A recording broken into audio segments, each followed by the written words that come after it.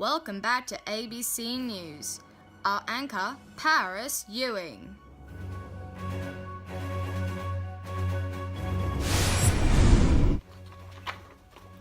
Hello and welcome back to ABC News. Today we are going back in time to World War I to interview Frederic Manning, a soldier who served in World War I. Thanks for joining us today, Frederic. Glad to be here. We are just going to ask a few questions if that's alright. So let's start from the very start. When were you born and where? I was born the 22nd of July, 1882 in Sydney, New South Wales, Australia. Can you tell us a bit about your childhood? Well, I grew up with 7 siblings, which was crazy, but it was hard to share food around us all because we had such little money.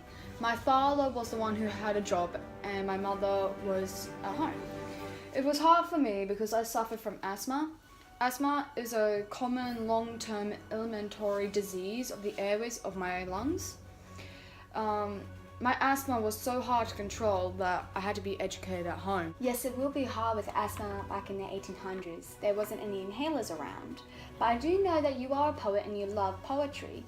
Has poetry always been an interest, or did you start to like it as a teenager? I started to like poetry when I was homeschooled. I did poetry all the time, so I basically made it my hobby when I was a little boy. So as I grew up, I kept on liking poetry. Then as I started to write, and then I written my first ever book, The Vigil of the Brohidal, in 1907. Could you read a bit of your favourite poem to us? Of course. We are here in a wood of little beeches, and the leaves are like black lace against a sky of nacre. One bow of clear promise across the moon. It is in this wise that God speaketh autonomy. He lengthened hands of healing upon my flesh, stealing it in eternal peace, until my soul reaches out myriad and infant hands towards him, and is eased of its hunger. That's a lovely poem. Alright, thank you. I'm now going to ask some questions about the war, if that's alright. I did some research that says when you're in the war, you were serving in the trenches. Can you please tell us a bit about your experience in the trenches?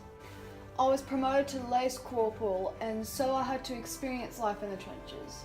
The trenches was dark, muddy. I absolutely didn't enjoy my time in the trenches.